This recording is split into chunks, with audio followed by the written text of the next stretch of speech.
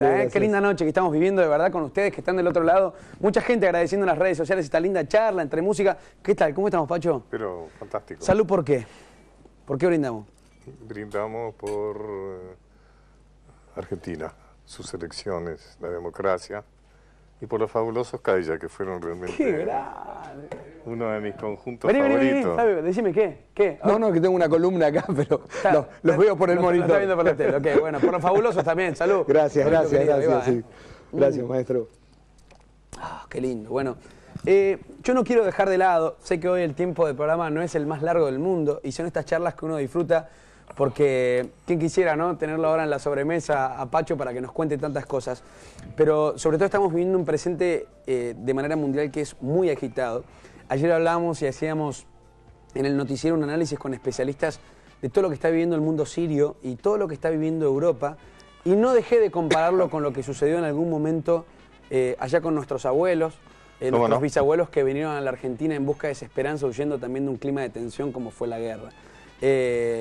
Yo quiero que me expliques un poco en algún contexto simple para que todos podamos comprender qué es lo que está viviendo hoy Europa, qué es lo que vive Siria, qué es lo que pasa con esta crisis migratoria que se denomina a nivel mundial. Primero habría que decir que la foto de este niñito ahí, esa tan trágicamente tierna, ¿no? Vamos a mostrar, sí, este es tremendo. De este niñito ahí en la playa turca, sí, ha conmovido, ha provocado más efecto que una cantidad de fotos de miles y miles de refugiados, ¿no? Y entonces, ¿qué es lo que va? O sea, lo cierto es que los países europeos tampoco pueden soportar, por más vocación solidaria, si es que la tienen, una inmigración tan masiva, ¿no?, que le va a provocar importantes consecuencias de tipo económico, laboral, inclusive político, porque esto va a aumentar la prédica de los movimientos de ultraderecha, ¿no es cierto? Los movimientos de derecha, es decir, que siempre son muy xenófobos, ¿no? Que siempre no hay más que verlo a Trump en Estados Unidos y demás.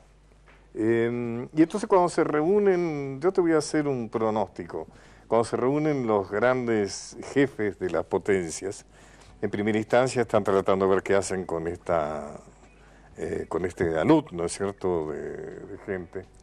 Pacho, perdón, pero decidí mostrar la foto de una forma sí. caricaturesca, si lo podemos decir, para no mostrar la foto real. Claro, sí. Impactante y no dice mucho más que lo que ya estamos expresando y contando.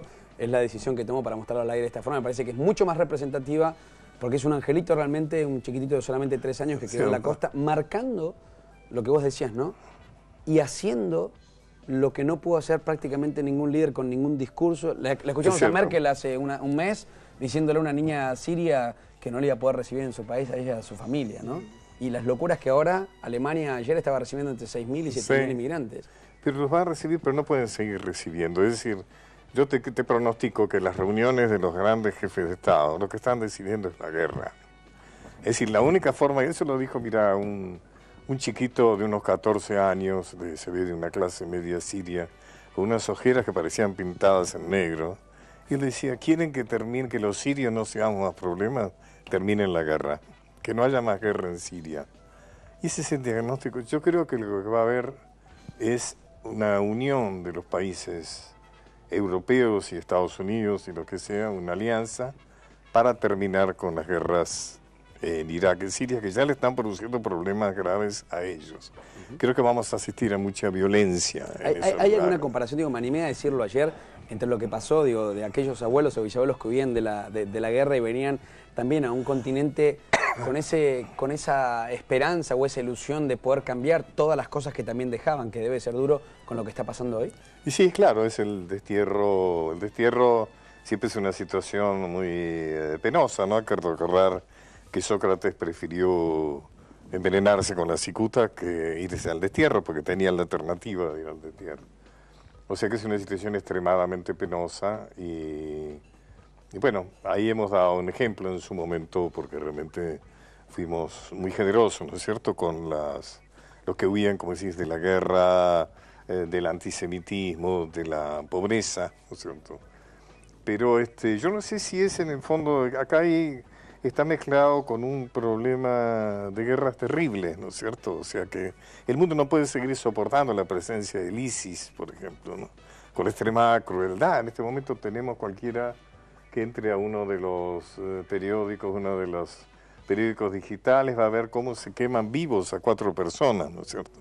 Algo de una... Bueno, ellos están huyendo de eso, digamos, no están huyendo... Como los niños venden del armas, terror, ¿no es como cierto? los niños son partes del Claro, terrorismo. claro.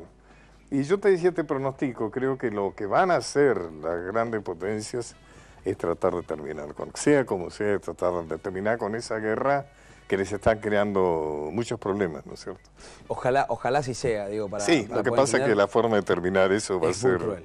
muy violenta, digamos, no va a ser una guerra, algunas guerras o algunas importantes. También hay que entender que la génesis de esto algo tiene...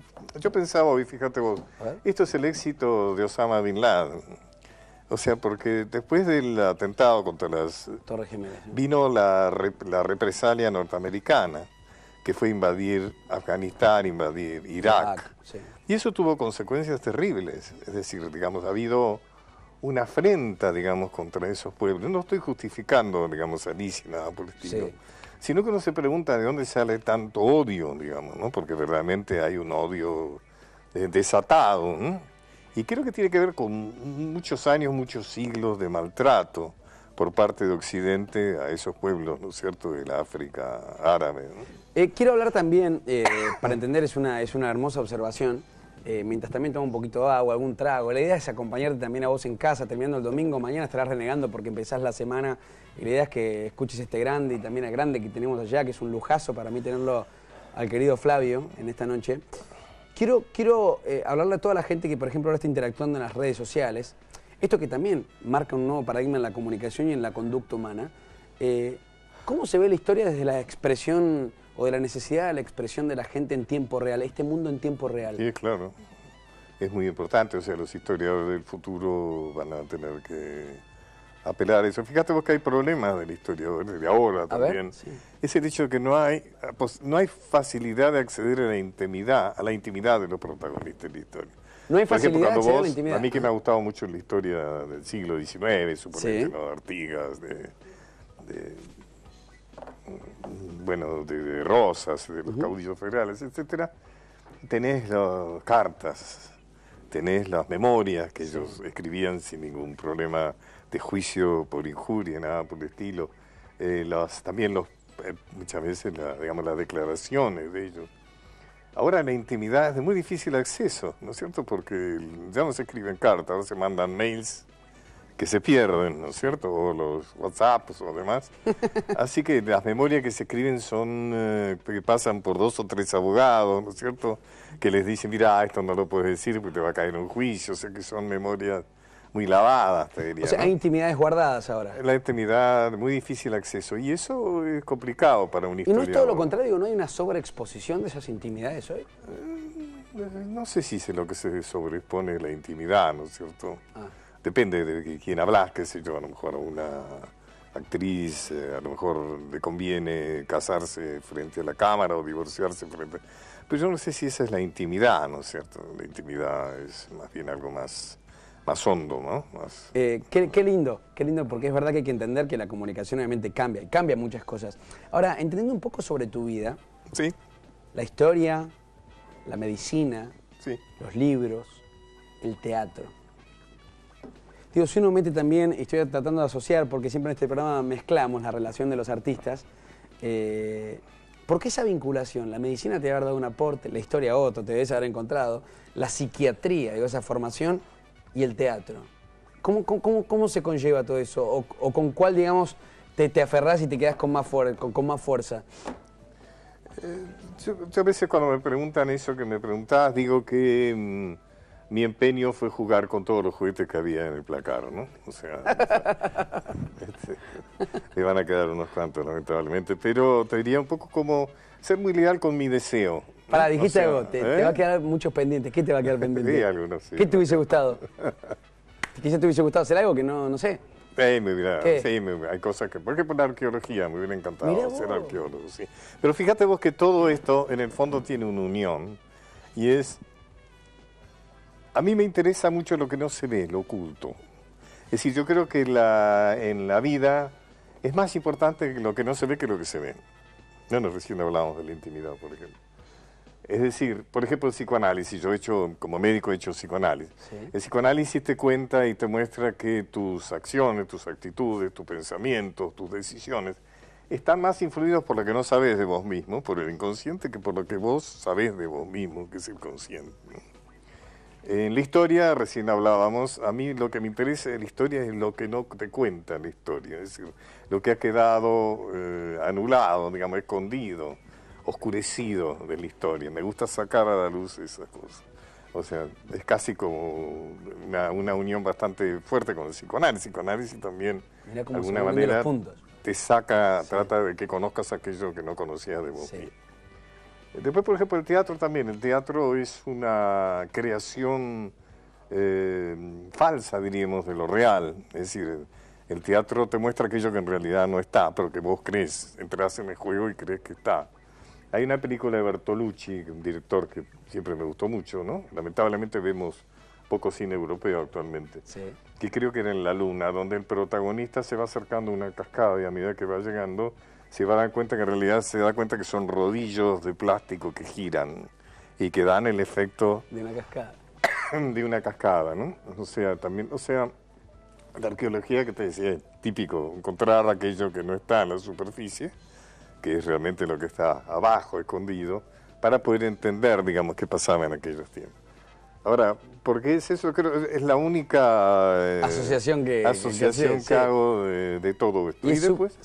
Y después te diría, bueno, creo que he tenido la convicción de que este tan breve paso por el planeta que uno hace, uno está obligado a ser muy leal con su propio deseo, con aquello que realmente es uno, aunque eso sea difícil, costoso, todo lo que creo, claro. Sí, o sea, hay muy poca gente que cree tanto en uno mismo como para decir que se anima a hacer cualquier cosa. Vamos a seguir disfrutando un poco de música mientras compartimos esta charla. ¿Te parece bien? Con Flavio. ¿La estás pasando bien? Pero qué grande, Pacho, qué linda noche. Además, si bien mi aspecto más abstemio parece que va dominando, esto está buenísimo. ¿Tenés un trago, Pato, para Flavio?